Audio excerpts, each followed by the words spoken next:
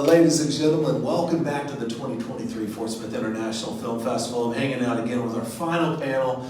Love today, had such a great time today. Appreciate all of you guys joining us. We're going to talk film again for one more hour and see what these fabulous filmmakers have to say. We're going to start it off simple, guys. We're going to start off with names. Tell me your name, your film, and kind of how you were associated with it, or a little bit about what the film's about. Cool. So my name is Asan Smith, and real quick, Asan, I'm sorry to cut you off, but I want to know, I'm not real good with names. Okay. I can usually do good with a couple, but whenever we get this line, don't be upset. I'm probably not going to remember everybody's name, so I'm like, hey, man. We know where we're from. All right, cool. All right, sorry, Asan, go ahead. So, my name's Asan Smith. I work with my boy Tanner here on Somewhere in Nowhere. We were co-writers. And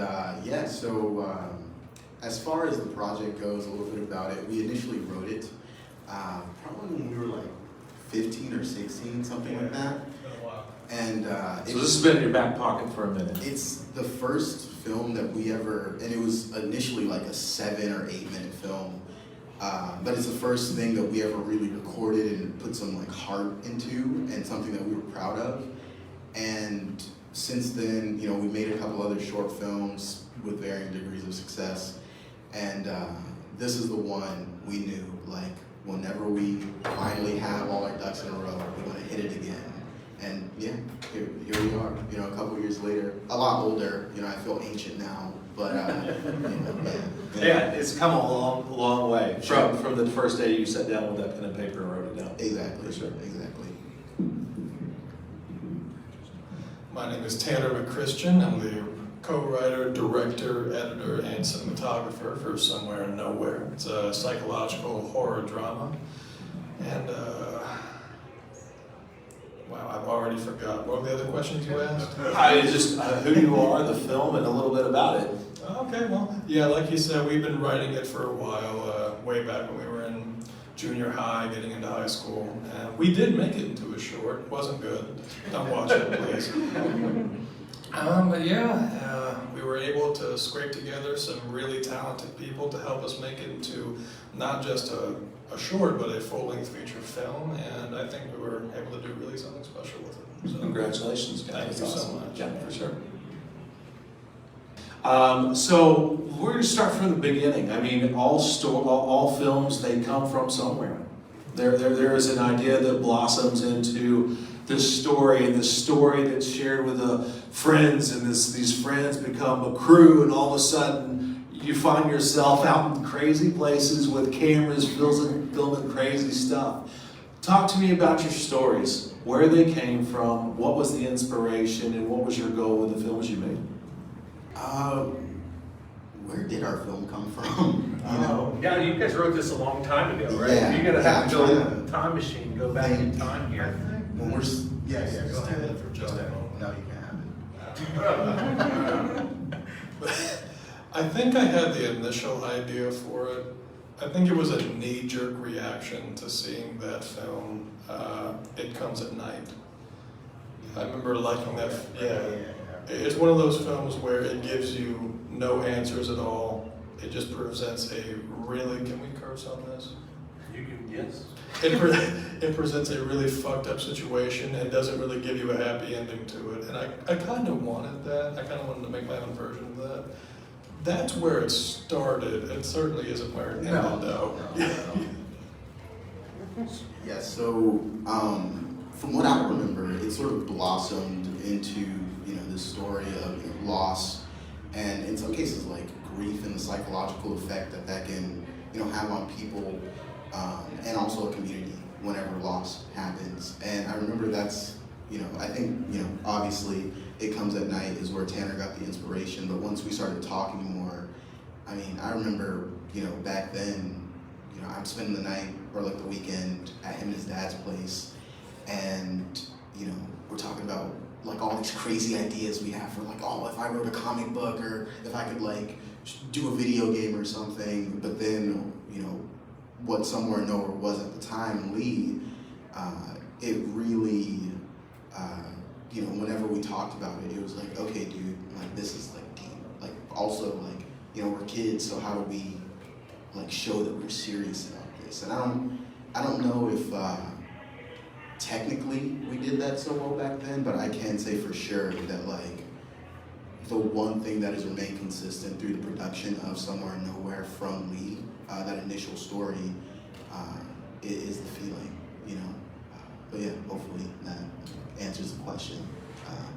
I love hearing about in film, because I feel like filmmakers, they gotta be on their game all the time. They gotta be able to be fluid and move with the punches, and whenever things don't go like they're storyboarded, you roll off and you make the best of it and you figure it out.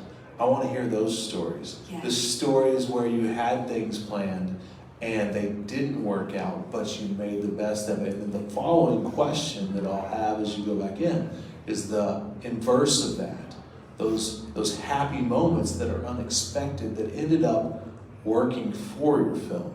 So there's two questions. I'm giving them to you both at one time. You got time to think about them, talk about them, and I would say that the biggest thing we overcame would definitely have to be the fact that when we shot the film in about 5 days, 4 for principal photography, 1 for reshoots. After we were done filming for the first 4 days, you know, I'm back at my place, I'm editing it all together, and it comes up like 10 minutes short of what I want it to be.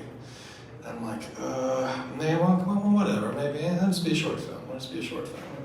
And then I watched through it, the final cut that I was proposing at the time, and I was like, nah, man, there's something here that's missing. So I just wrote out a handful of scenes to kind of let the actors kind of mess around a bit with the characters and the setting, and we went back out and did all of those, pretty much all of the dialogue scenes in the film were reshoots. Oh, wow. Yeah, we had to just go back and, or not even really. did you reshoots. re-script it or was it ad lib? I was gonna say, like, it's, I say reshoots, it wasn't even reshoots, it was additional footage that we just went out and Right, shot. okay. Yeah. And I think the film is significantly better for it. I think it gives you a much better grasp on the characters and even the setting itself. And as far as happy accidents go, when this happened on set, like, I couldn't believe, like, the stars aligned on this one. The weather for every day, hour to hour, was perfect. It was inconceivable. I was like, okay, something's happening. Someone's watching me right now. That is pretty incredible. Yeah, because we didn't even The film gods were with you. Yes, because we didn't have the luxury of having any lights on set, so we had to rely on natural light and exactly, yeah. We had to rely on practicals, and I knew it was going to be cloudy most of the time, but that, it's still the weather. It's Arkansas. You have no idea what's going to happen. So, and yeah, thankfully, even for the day when we had to go back and reshoot everything or add more stuff to it, yeah, it was still perfect. It was inconceivable. It was terrific. And that definitely impacted my enjoyment. Because if that hadn't have gone right, someone might have died. And things got real extreme real quick. Yeah, so Tanner and I have shot enough stuff to sort of, especially over the years, to know what not to do. And that sounds like kind of pretentious, but like we've made so many mistakes that we're like, yeah, we're not gonna shoot in the summer, like in the middle of July. That's a horrible idea, When we get on set, we're gonna have extra food for everybody, things like that, as well as just technical stuff. So when it comes to Somewhere in Nowhere, I feel like it was relatively smooth, at least, in my opinion, comparatively. But, and at the risk of, I guess, getting kind of personal, so November 25th, my mother, she was murdered, and this is last. Oh man, sorry. Yeah. This was last November, and I remember being like 16, 17. I promised to Tanner, dude, when we want to do this, we got to do it, like no matter what. And I knew that the shoot was coming up, but and it was a couple days after that had happened. It was like that next week, and I remember Tanner, he hit me up. He's like, "Dude, you don't have to do this. Like, do what you got to do." But for me, that was definitely like not being on set, but just dealing with that and sort of, I don't know, using that energy, that negative energy positively on set, and things like that. That was definitely something that I don't know. I feel like that was just a big obstacle for me personally. But then something good that came out of that is, we had this day on set. Juan was there, Tanner was there, our lead guy Brian, he was there as well, and it was in between takes. We were just goofing off or whatever, and then we just sort of huddled up and we all cried, and that moment really let me know that even though there was a tragedy that had happened, I have people around me that care, that are part of this industry and things like that. But yeah. Wow, that's powerful. And I will say,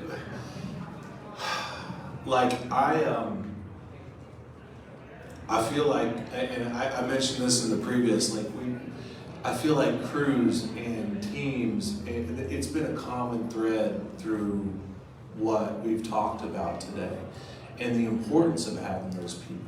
And I feel like film, again, I've said it 1,000 times today, but it's a team sport. It's a football, it's a basketball, it's a baseball. People, they do their position. It's hard to be one-man band in film. It is very, very difficult. Absolutely. And so for you to be able to take this moment in your life and spend that with a crew that's there to help and support you, man, what a miracle. Yeah, it's just people supporting people. And, Tanner and I, we talk about this all the time, but I feel like that's just something that's missing. Not even just from, film in general, but, just in the world right now is people supporting people. And, genuinely wanting to do that with no cost, no additional cost or anything. So yeah, that day just hugging it out and crying and letting that emotion flow into the scenes in a healthy way, of course. Yeah, that was really special to me. And I love this one. Even if it turned out horribly, this, this film, I'll watch it and tear up all the time, because it's just, it's special. It's more to you than a film. Sure, yeah, exactly, 100%. Did everybody get their serendipitous moments in as well? 'Cause I typically do that two ways. We do one question and we do the other question, but did everybody, I feel like right here we kind of did both of them. Did you guys get your serendipitous moments in? Yeah, okay. All right, good deal. Next thing, I always feel like, and I hate that I'm having to move through questions so fast, I don't, I feel like if you've ever watched your films, as a filmmaker, it's hard to be content with your films, right? We are the hardest critic that we have. Sure. We know what went on. We know all the mistakes. Whenever we watch the film, we see the mistake that nobody else in the audience sees. But through that, we learn lessons. What are some of the lessons you guys have learned through the films that you've made this year, or for this festival? I think the biggest thing, I probably speak for both of us a little bit, but it's just, you gotta show up. You actually have to show up for your own film. And that sounds like a no-brainer, duh, but you. And whenever you say show up, not just physically. Yeah, exactly. you can be there like bodily, but like your whole energy has to be into it, you know. And I feel like the cast and crew and anybody who is a part of the production, they can tell. Like they're gonna if you're like one of the supporting pillars for your project, they're gonna feed off of that in some way or another. And so, you know, at least to me, that's a big thing, is, you know, or a big mistake that, and it's not like a big one that we had, but just like, even if we weren't content with a project, dude, it doesn't matter. Like, you know, if it's gonna be bad, it's gonna be bad. If it's gonna be good, it's gonna be good. But we have to be there. You know, we have to show up. So, yeah. Probably the biggest lesson I took away, specifically from Somewhere and Nowhere. Oh God, there's a few. If I had to narrow it down to one, it would be, don't be afraid to just bullshit every now and then. Really, I mean, because you hear a lot of stories about these directors who are just absolute nightmares to work with, or just film sets in general that are absolute disasters to be on. And it's like, oh yeah, well, they make great movies, who cares? And it's like, well, yeah, but also, like, I'm not making movies to be the boss, you know. I'm making movies because I want to have fun and tell stories that I think are important to me. And again, if I can't have fun while doing that, then what's the point? Yeah, what's the point? Yeah. Exactly. So my biggest thing was, yeah, be professional, but enjoy yourself, you know. Cut loose. Yeah, dude, that's any profession. You can't be serious all the time. You get burnt out, you know. Exactly. Yeah, for sure. You have to have fun. I'm good at having fun. If I had to say anything about my movie, it's just that I am eternally both grateful and proud of my casting crew. I mean, it wouldn't be anything without them, man. And yeah, like, I'm one of the guys that put pen to paper, and I'm the guy with the camera, sure. But without them, I mean, I'm just going to tell All you. those other things mean nothing. Exactly, exactly. And especially with the performances, man. The performances, I think, what really makes Somewhere and Nowhere special, because they feel so, yeah, real and almost creepy in a way. Yeah. And without Brian, Juliet, and Charles, who happens to be my uncle, that was a happy accident. But man, they poured their heart and soul into it, and they were most definitely not paid. I could not afford that. But and yeah, it was just one of those things. And like I told them straight up, I'm like, listen, I am beyond broke. Yeah, I can't pay you for this. And they were like, oh, we don't care, dude. Like, we're just here to have fun. And I couldn't be more grateful. It was just an incredible experience all around. So. And having those people there to support you and be with you, like, Yes. that's huge. Especially whenever you're starting, you know. Yeah, for Most sure. definitely. And you know, this guy was there too, so. So something that really floors me, like, to think about, and I think about it all the time, I'll be like in my dorm, just like, it's so bizarre, you know, is this idea that, dude, we've known each other for like 9 years, since we were like 12. And like, we've made movies, you know, and we've like grown through that. I've You talked about this as 12-year-olds, Yeah. and now, how old are you now? I'm 22. 22. He's 22 as well. 22. Yeah. So from 12 to 22, past 10 years. Yeah.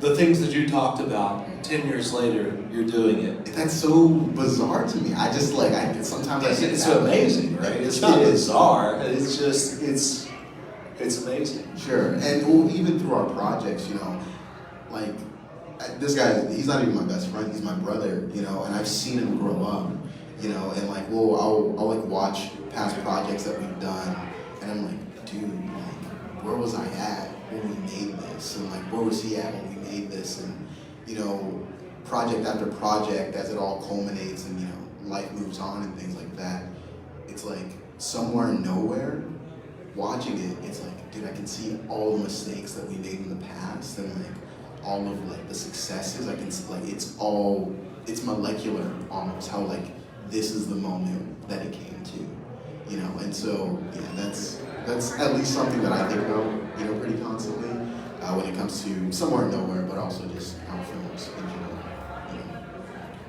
All right, guys, last question.